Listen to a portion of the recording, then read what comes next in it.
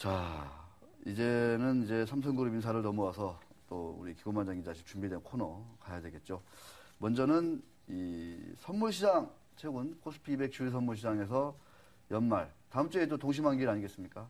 의미 있는 변화들이 일어나고 있다는 얘기를 우리 KTB투자증권의 박문서 연구위원님 전화 연결해서 한번 짚어보도록 하겠습니다. 자, 위원님 안녕하십니까? 네, 안녕하십니까? 네. 자, 최근 선물시장의 흐름, 중요한 변화가 있다고 하는데, 일단 외국인이 좀 매도해서 매수로 갈아타는 그 조짐이 뚜렷하다고 알고 있습니다. 어떻습니까? 예, 사실 이제 외국인들 매매를 보면 11월 중순까지 누적 포지션이 2만 개 넘게 형성이 돼서 시장이 상당히 매도 일변도의 패턴들을 보여줬는데요. 11월 중순 이후, 그러니까 정확하게 말씀드리면 11월 19일 이후부터서는 매매 패턴이 다소 좀 바뀌었습니다. 그래서 11월 19일부터서 어제까지 누적 매수함 규모가 한 17,400억 정도 됩니다. 물론 아직까지는 9월 동시만기 기준으로 보면 한 6,000계약 정도 매도 우위에 누적 포지션을 보유하고는 있습니다만은 매도 포지션을 많이 줄였고 최근 들어서 매수를 강하게 하는 모습들을 보였고요. 외국인이 선물 매수하면서 선물 전체 가격들도 이론값보다 높게 형성되면서 고평가 국면으로 진입하는 모습들이 뚜렷하게 나타나고 있고 이에 따라 전체적인 차익거래라든가 이러한 수급들도 상당 부분 바뀌는 모습들이 나타나고 있습니다.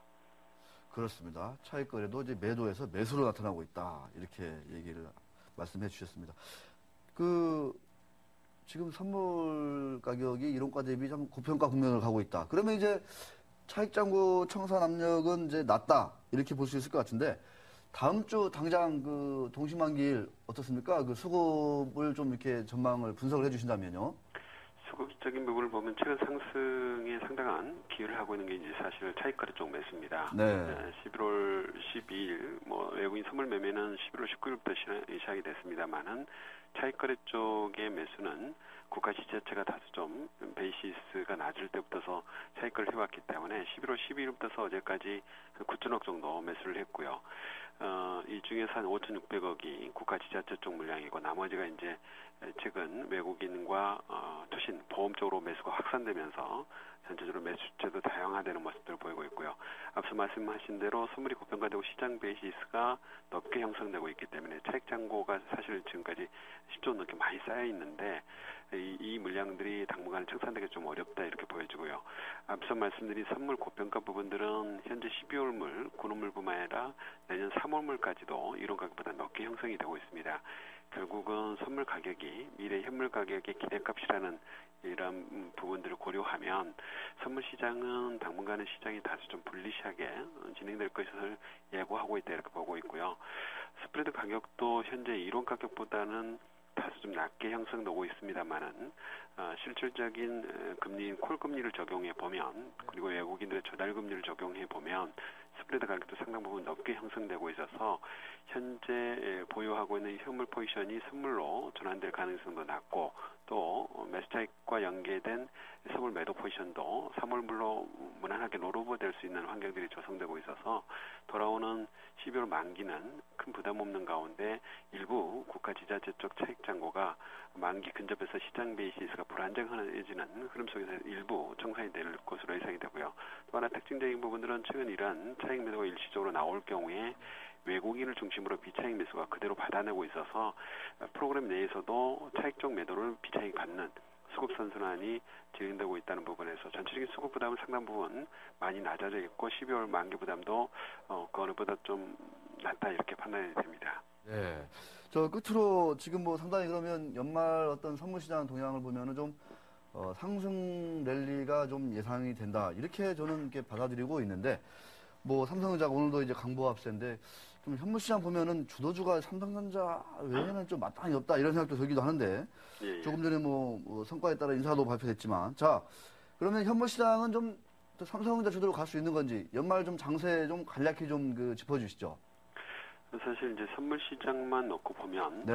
연말까지 장은 그렇게 어둡지 않다라는 생각을 하게 됩니다. 물론 현물 시장을 돌이켜 보면 좀 답답한 면이 있습니다.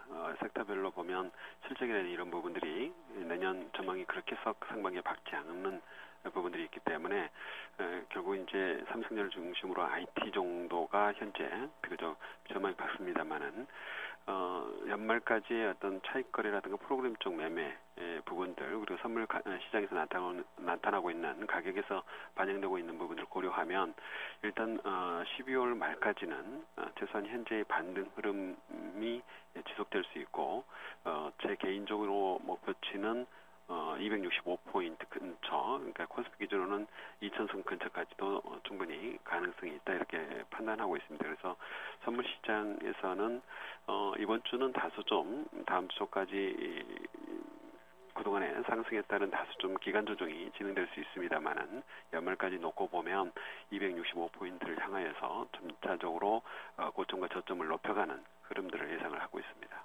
네, 자 말씀 고맙습니다. 네, 감사합니다. 네, 박문서 의원 산타랠리를 예견해 주셨습니다. 네, 코스피 200 기준 265, 지금보다 한 10포인트 이상 연말까지 갈 수 있다.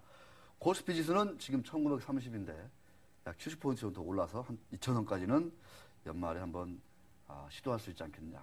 약간의 그렇게 세지도 않지만 그래도 상당히 좀 반가운 산타랠리 소식입니다. 산타는 뭐 올해도 어김없이 오긴 오나 보죠. 네, 알겠습니다. 경기가 어려워도 산타는 네. 옵니다. 착한 일을 해야 선물을 받겠죠. 자, 이모식 기자는 선물을 과연 받을 수 있을지 주가 주목됩니다. 선물 받기엔 나이를 너무 많이 먹어서 나이 얘기로. 자, 별로 기대 안 하고 있습니다. 자, 이모식 기자가 준비한 코너로 넘어가지요.